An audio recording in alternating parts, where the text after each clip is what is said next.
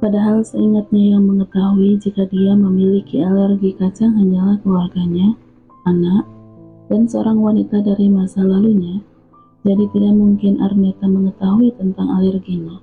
Apalagi mereka tidak terlalu dekat dan hanya bertemu jika Arneta tengah bersama Bara, dan tidak mungkin juga Bara memberitahu Arneta karena adik iparnya itu pun baru mengetahui tentang alerginya setelah menikah dengan Lea.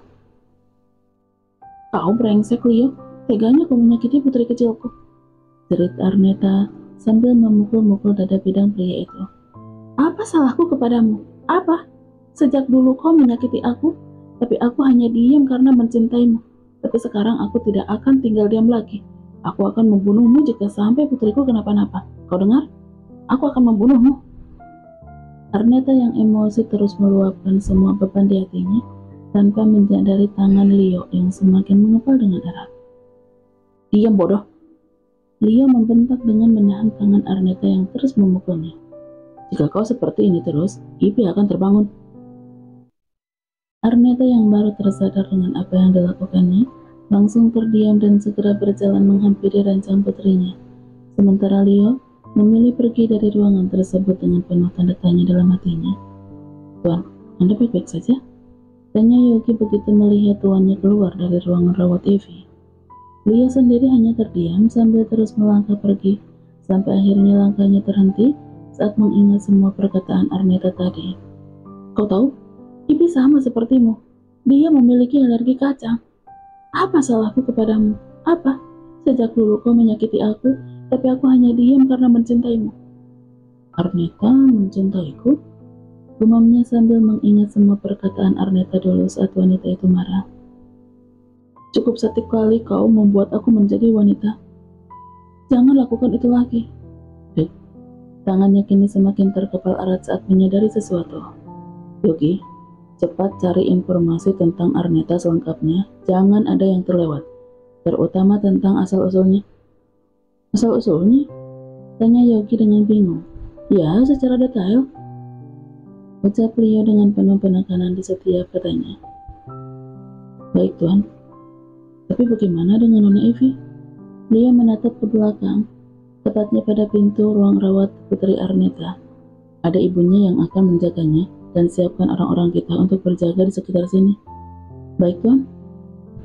Setelah memberikan perintah pada asisten pribadinya, Leo pun berjalan keluar dari rumah sakit, masih dengan tangan terkepal erat. "Tidak mungkin jika Arneta adalah Amalia," gumamnya dengan tidak percaya sambil menatap pada jendela setelah dia masuk ke dalam mobil. Tatapan matanya menerawang pada masa lalu, masa di mana dia mengenal seorang gadis lugu dengan tampilan cupu bernama Amalia, gadis dengan wajah terbilang jelek namun sangat patuh, hingga mau melakukan apa saja sampai menyerahkan kegadisannya. Gadis itu juga tidak pernah mengeluh saat ia menjadikannya sebagai teman ranjang ketika ingin menyalurkan hasrat. Keesokan harinya, Leo yang tengah sibuk menandatangani semua berkas yang ada di atas meja, langsung menghentikan kegiatannya tersebut saat melihat asisten pribadinya masuk ke dalam ruangan. "Bagaimana keadaan Ibi?" tanyanya dengan cemas. Walaupun Leo udah menerima laporan dari dokter tentang perkembangan kesehatan Ibi, tapi tetap saja dia merasa kurang puas jika belum bertanya kepada Yogi yang udah ia tugaskan untuk menerima laporan dari anak buahnya yang berjaga di rumah sakit. Sebenarnya Leo sendiri ingin menjenguk, bahkan ingin menginap di rumah sakit untuk menjaga Ivy, namun terpaksa keinginan itu harus ditahannya demi menghindari konflik dengan Arneta. Ia tidak ingin membuat Arneta merasa tertekan dengan kehadirannya yang akan berimbas pada apa yang sedang dikerjakannya kemarin. 5 menit yang lalu Nona Arneta udah membawa Ivy pulang dari rumah sakit. "Apa?" Bekik Leo dengan terkejut. "Kenapa udah pulang? Seharusnya Ivy masih dirawat." Karena seingat Leo, dokter yang merawat Ivy mengatakan jika putri Arneta itu baru boleh pulang esok hari. Nona Arneta memaksa pada dokter untuk pulang lebih awal, dan dokter pun terpaksa mengizinkannya. Jelas Yogi dengan setenang mungkin walaupun sebenarnya dia takut dengan kemarahan tuannya. "Sial, dasar wanita bodoh," umpat Leo dengan emosi sampai melempar berkas yang sedang dipegangnya. Bagaimana tidak emosi saat mengetahui Arneta mengabaikan kesehatan Ipy? Jika nanti kecurigaannya benar kalau Ipy anak kandungnya, maka di hari itu juga Leo akan membawa Ipy pergi dari Arneta. Ya, Leo curiga Ipy adalah putrinya hasil dari kejadian malam panas yang pernah mereka lakukan beberapa tahun yang lalu. Dia merasa curiga dari banyaknya kesamaan yang ada pada dirinya dan Ipy. Hingga akhirnya kemarin Leo memutuskan untuk melakukan tes DNA tanpa sepengetahuan Arneta, dan kini dia hanya tinggal menunggu hasil tes DNA-nya yang akan keluar beberapa hari lagi. Sepertinya Nona Arneta sengaja membawa Ipy pulang lebih awal untuk menghindari Andi. Itu udah pasti, sahut Leo dengan tersenyum sinis. Oh iya, bagaimana dengan permintaanku yang kemarin? Apakah udah mendapatkan informasi tentang Arneta? Sudah, Tuan.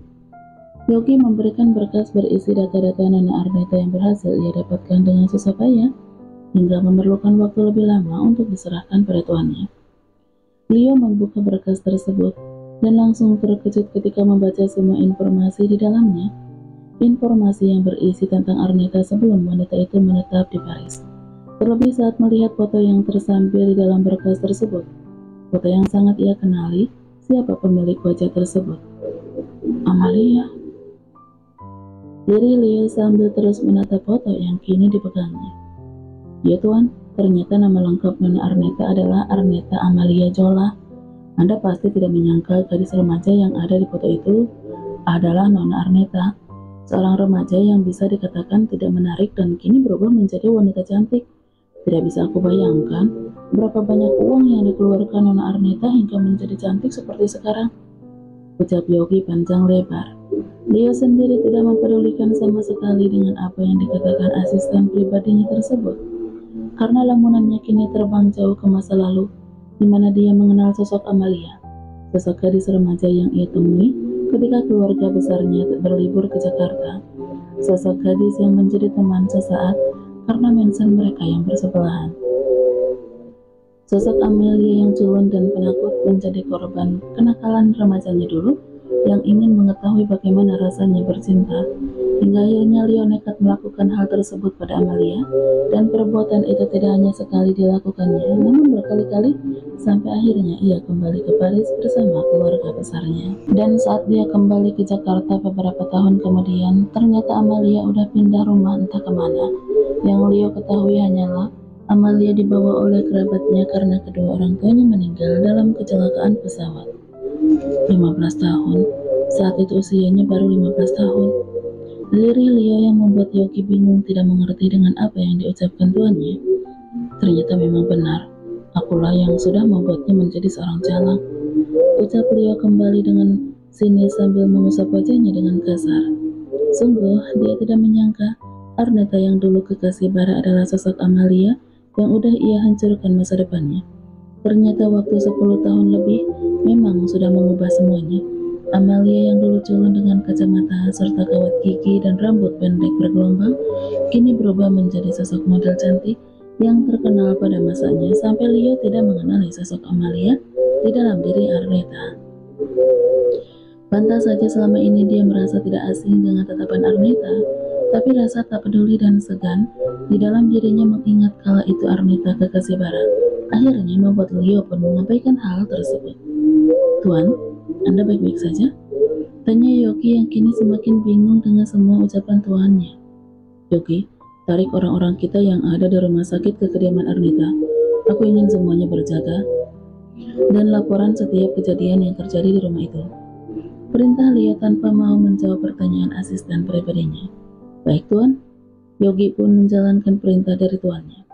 Sementara Leo kembali tenggelam pada kejadian masa lalunya dengan Amalia. Sungguh, jika waktu bisa diputar kembali, maka dia ingin kembali ke masa lalu itu untuk memperbaiki kesalahannya dulu. Ya, Leo merasa bersalah telah merusak Arneta hingga menjadikan wanita itu jalang yang tidur dengan pria satu ke pria lainnya. Namun meskipun rasa bersalah itu ada, tapi Leo tetap akan membawa Ipy untuk diasuhnya bersama Anna. Jika memang benar hasil tes DNA membuktikan jika Ipy benar anak kandungnya.